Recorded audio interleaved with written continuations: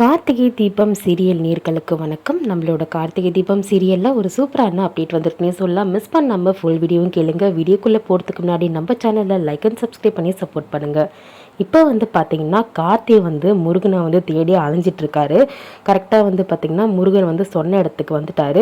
ஆனால் முருகனை தேடி அலைஞ்சிட்டு இருக்கும்போது கரெக்டாக நம்மளோட சிவனாண்டி முத்து தேடிட்டு இருக்காங்க ஒரு பக்கம்.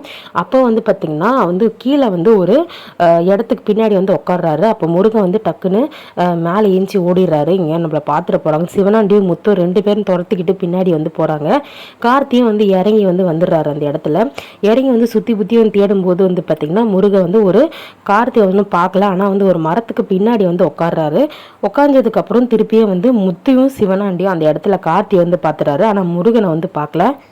கார்த்தி பார்த்ததை சிவனாண்டி பார்க்கல. ஆனால் இப்போது முருகனை ஃபுல்லாக 3 பேரும் தேடிட்டு இருக்காங்க. ஆனால் முருகன் கார்த்திகிட்ட மட்டும்தான் இப்போ மாட்டணும்.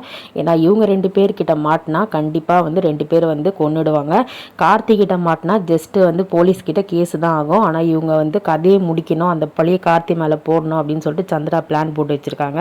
ஸோ அதுபடி பண்ணுறதுக்கோசம் தேடிட்டு இருக்காங்க.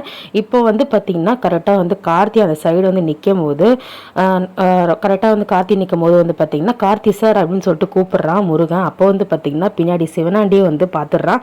பார்த்ததுக்கப்புறம் போட்டு இழுக்கும் போது கார்த்தி 2 பேர்கிட்டையும் சண்டை போடுறாரு.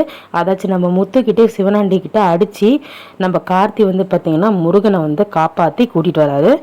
அது மட்டும் இல்லை, நம்ம முத்தையும் சிவனாண்டியும் போலீஸில் ஹேண்ட் ஓவர் பண்ணிடுறாங்க. இந்த மாதிரி இவங்க 2 பேருமே முக்கியமான ஒரு குற்றவாளியை மாட்ட வைக்கக்கூடாது அப்படின்னு சொல்லிட்டு உள்ளே வச்சு பாதுகாத்துட்டு இருந்தாங்க. அது மட்டும் இல்லாமல் இவனை சாகடிக்கலான்னு சொல்லிட்டு அதையும் வாக்குமூலத்தையும் பார்த்திங்கன்னா போலீஸ்கிட்ட முருகன் கொடுத்துட்றாரு.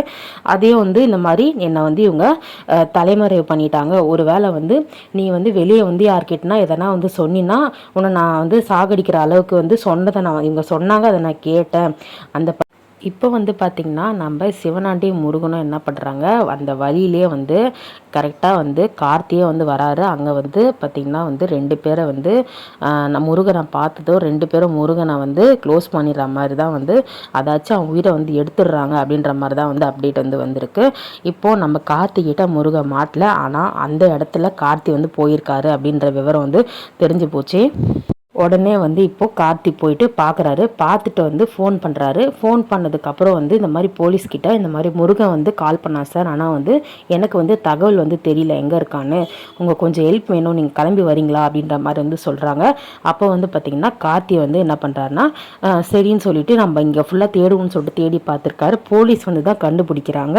அப்போ கார்த்தி நான் அங்கேருந்து கிளம்பிடுறேன், நீங்கள் எனக்கு தகவல் சொல்லுங்கன்னு கிளம்பிடுறாரு. இப்போது இவங்க கொண்டுட்டு சந்திரகலா சொன்ன மாதிரியே சட்டையை போட்டு வந்துடுறாங்க. நம்ம சிவனாண்டி உடனே சந்திரகலாவுக்கு ஃபோன் பண்ணுறாரு. ஃபோன் பண்ணி இந்த மாதிரி நீ சொன்ன மாதிரி வேலையை முடிச்சிட்ட சந்திரா, முடிச்சுட்டு அதே மாதிரி கார்த்தி இந்த சட்டையை கார்த்தி பண்ண மாதிரி போட்டுட்டு வந்துட்டேன் அப்படின்னு சொல்லும்போது இப்போது நம்மளோட கார்த்தி என்ன பண்ணுறாரு, போலீஸ்கிட்ட சொன்னதும் போலீஸ் இப்போ கார்த்திக் ஃபோன் பண்ணி சார் என்ன சார் நீங்களே போட்டு தள்ளிட்டீங்களா அப்படின்ற மாதிரி கேட்குறாங்க. என்ன சார் சொல்கிறீங்க, புரியல சார் அப்படின்னு சொல்லிட்டு கேட்கும்போது நீங்கள் தான் கொலை பண்ணியிருக்கீங்க போல இருக்குது, இப்போ நான் உங்களை தான் அரெஸ்ட் பண்ண வேண்டியது வரும் அப்படின்ற மாதிரி சொல்கிறாரு. கார்த்திக்கு ஒன்றுமே புரியல. இப்போது நம்மளோட இன்ஸ்பெக்டர் என்ன முடிவு எடுக்க போகிறாருன்னு அப்படின்றது தெரியல.